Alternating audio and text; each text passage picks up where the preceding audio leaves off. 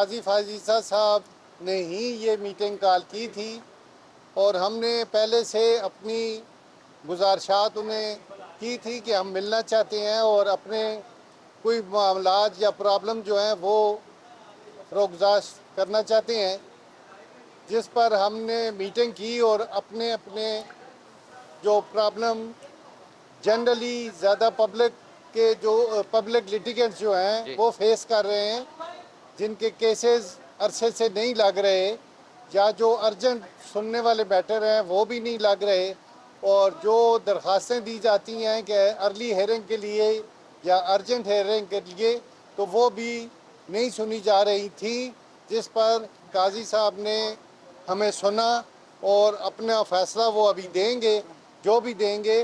लेकिन हमने अपनी गुजारिशात कर दी हैं कि आवाम के केसेस जो हैं वो इतनी तादाद में तकरीबन 56,000 केसेस हैं, वो आवाम फेस कर रही है और मुश्किलात को फेस कर रही है, जिस वजह से उन्होंने ये मीटिंग बुलाई और हमें काफ़ी सुना, हमारी गुजारिशात उन्होंने कंसिडर की, जिस पर वो फ़ैसला बाद में देंगे। तो इसलिए हम सारे हाज़िर हुए थे और उनके साथ ये मीटिंग की थी।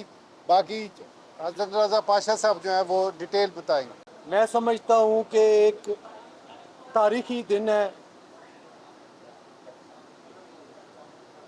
नए चीफ जस्टिस साहब ने अस खुद इस ख्वाहिश का इज़हार किया कि वो पाकिस्तान की बाहर के जो इलेक्टेड नुमाइंदे हैं उनसे मिलना चाहते हैं और उनसे तजावीज़ लेना चाहते हैं।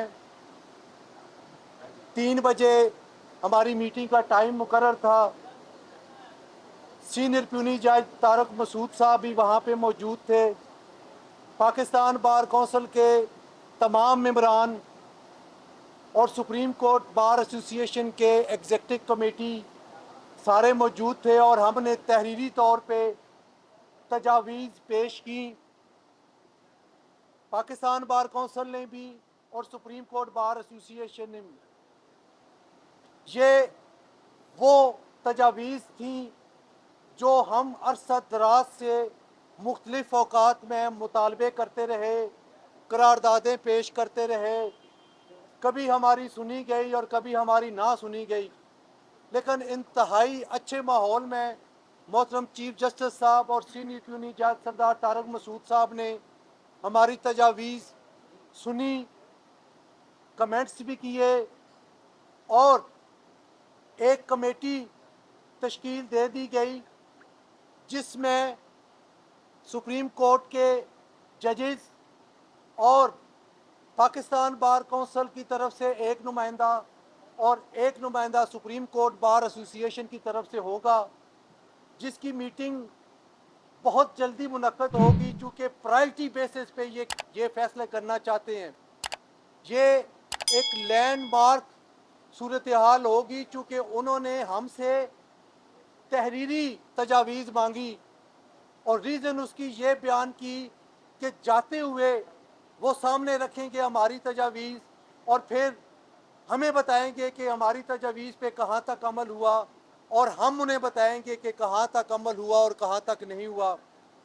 अल्हम्दुलिल्लाह जो पाकिस्तान के लिटिगेंट्स हैं, आम लोग हैं जिनके केसेस अरसा दराज से फिक्स नहीं होते, उसके लिए पॉलिसी बनेगी। जो अर्जेंट नोयत के केस हैं उनके लिए पॉलिसी बनेगी।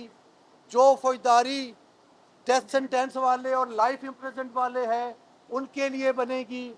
जिनकी कीमती जायदादें ये केस ना फिक्स होने की वजह से कब्जे हो जाते हैं उन हवाले से बनेगी। तो आपको इंशाल्लाह एक मेकनिज़म नज़र आएगा और सुप्रीम कोर्ट पूरी मुआवनत करेगी कि वो एक पॉलिसी बनाए, एक सॉलिड पॉलिसी जो कि ऐसी होगी कि ना सिर्फ यहाँ तक रहे बल्कि अगर ये रिटायर जब होंगे तो उसके बाद आने वाले भी इस पर अमल दरामद करेंगे। हमें पूरी तवक्को है और बड़े पॉजिटिव हैं हम कि आज उन्हीं के कहने पे हम हाज़िर हुए और उन्हीं के कहने पे हमने तजावीज़ पेश की जो कि इन राइटिंग थी। और जिनका उन्होंने वादा किया कि वो पूरा करेंगे। तो पाकिस्तान की आवाम के लिए हमारा ये पैगाम है कि सुप्रीम कोर्ट ऑफ पाकिस्तान आपके मसाइल को हल करना चाहती है, डिटरमन है, कमिटेड है, और हमें पूरा यकीन है कि बार एसोसिएशन और बार काउंसिल जो तजावीज़ देंगी उस पर वो अमल करेंगे। बल्कि मैं आपको ये बताता चलूँ कि मोस्ट ऑफ द पॉइंट्स ऐसे थे जो जिन पे उन्होंने एग्री किए कि जनाब बिल्कुल ठीक है। तो हमें पूरी तवक्को है कि पाकिस्तान के अवाम का भला होगा, और जो जो जो जो जो बहुत सारे केस पेंडेंसी चली आ रही है वो बहुत जल्द ख़त्म होगी और अच्छा मैसेज कन्वे होगा। Thank you very much. Hasan Raza साहब, इमरान खान के दौर में सिविल प्रोसीजर कोड और क्रिमिनल प्रोसीजर में जो तरामीम की गई थी उसके खिलाफ वकीलों ने हड़ताल कर दी थी, और वो भी जल्द इंसाफ के लिए बहुत ज़रूरी थी। तो ये तासुर क्या गलत है कि वकील खुद सबसे बड़ी रुकावट है जल्द इंसाफ में?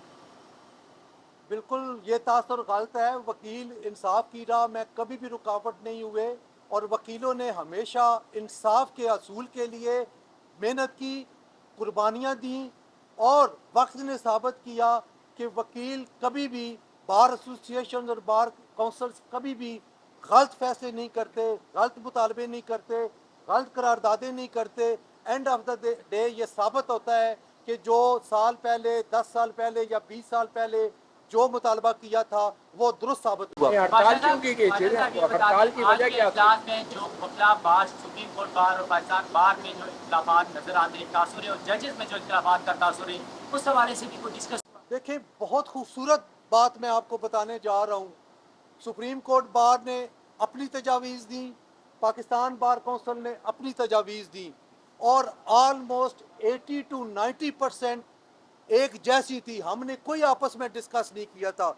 इससे साबित होता है कि बार के जो नुमाइंदे हैं वो असूल इंसाफ के लिए उनका गोल एक ही है और एक ही मंजिल है। जी देखिए, हमारे सामने जो दो जजेस साहबान थे उनका आपस में बड़ा इत्तेफाक था। जनाब चीफ जस्टिस साहब और सीनियर प्यूनी जज सरदार तारक मसूद साहब, उनमें आपस में एक नज़र आ रहा था कि वो एक पेज पे हैं। और इसके अलावा एक और, ना तो किसी इलेक्शन की बात हुई, ना किसी को पॉलिटिकल हवाले से बात हुई, चूँकि सिर्फ एक एजेंडा था कि कोई ऐसी पॉलिसी, कोई ऐसा मैकेनिज़्म तश्कील दिया जाए जिससे इंसाफ का जो असूल में रुकावटें हैं उनको दूर किया जाए। ये सिर्फ सुप्रीम कोर्ट की हद तक होगा? नहीं, चूँकि सुप्रीम कोर्ट का मामला था, हाई कोर्ट कानून और आइन के मुताबिक, हाई कोर्ट चूँकि सेपरेट एंटिटी है, उनका सेपरेट आइनी इदारा है, तो कोई भी अगर हाई कोर्ट के हवाले से बात होगी तो मुतलका हाई कोर्ट में होगी। चूँकि ये सिर्फ सुप्रीम कोर्ट की हद तक था, इसलिए हमने अपनी तजावीज़ सुप्रीम कोर्ट के केसेस के हवाले से की। 184(3) के हवाले से भी बात हुई, लेकिन उसमें चूँकि केस पेंडिंग है और उस पर ना हम कमेंट करना चाहते हैं और ना यहाँ चीफ जस्टिस साहब ने कोई इंतखाबात के हवाले से नहीं बात हुई, चूँकि हमने सुप्रीम कोर्ट में वर्किंग के हवाले से बात की है, इसके अलावा और कोई बात नहीं की। साहब, दो सवाल हैं सर। एक तो ये बताएं, आपने कहा कि कोई कमेटी तश्कील दी गई है जजेस की तरफ से, कौन कौन से जजेस हैं उस कमेटी में? और दूसरा, वो एक कमेटी ऑलरेडी बनी हुई है, नई कमेटी नहीं बनेगी। अलबत्ता उसमें जो 2 एडिशन हुए हैं, एक पाकिस्तान बार काउंसिल का रिप्रेजेंटेटिव होगा जिसको पाकिस्तान बार काउंसिल जो है वो मुकर्रर करेगी, और एक सुप्रीम कोर्ट बार एसोसिएशन का रिप्रेजेंटेटिव होगा जिसको executive committee supreme court bar मुकर्रर करेगी। दूसरा सवाल सर ये है कि जजेस के खिलाफ जो शिकायत पेंडिंग है, कि उसके ऊपर भी आपने कोई बात की? जी, उस पर भी हमने बात की है। वो भी वक्त आने पे, चूँकि वही कमेटी डिसीजन लेगी कि उसने उनको किस वक्त टेकअप करना है। चूँकि ये सारा कंसेंसस के साथ हुआ है, तो वो कमेटी ऑलरेडी बनी हुई है। हमें नहीं पता कि कौन जज साहबान है, चूँकि प्रैक्टिस एंड प्रोसीजर एक्ट का कोई मामला नहीं था और इस हवाले से ना ही बेंचेस की तश्कील का मामला था, और इसलिए वैसे रूल्स के मुताबिक चीफ जस्टिस साहब के साथ सीनियर प्यूनी जज होते हैं। बाकी सिर्फ जो अमेंडमेंट आई थी वो आई थी कि 2 सीनियर जजेस होंगे और वो करेंगे बेंचेस की तश्कील। चूँकि बेंचेस की तश्कील का मामला ज़ेर बहस नहीं आया, और इस वजह से नहीं आया कि ऑलरेडी उसकी कॉग्निजेंस सुप्रीम कोर्ट ने ली हुई है और आपको पता है practice and procedure bill act जो है वो अंडर कंसिडरेशन है, इसलिए उस पर ना उन्होंने बात की ना हमने बात की। सर ये बताएं कि कोई आदाद शुमार आपने सुप्रीम कोर्ट से मांगे हैं कि सुप्रीम कोर्ट में कितने पुराने मुकदमात हैं और कब से वो पेंडिंग है और कितने जो है जजमेंट रिजर्व हैं जो जज फैसले लिख ही नहीं रहे, ये आदाद शुमार सुप्रीम कोर्ट ने देने का वादा किया है? चूँकि इस वक्त उनके पास कुछ नहीं था, जो रिजर्व जजमेंट्स हैं वो भी अभी सामने नहीं आई, लेकिन ये हमने ज़रूर अर्ज़ किया था कि जो केसेस जजमेंट रिजर्व हो गई हैं इन पे भी आप तो ज़ाहिर है वो आप मंगवाएंगे, देखेंगे कितनी है, क्योंकि इस वक्त वो इस हवाले से उनके पास डाटा नहीं था, इसलिए फिर आगे बात नहीं चली, लेकिन हमारी तजवीज़ में ये शामिल है।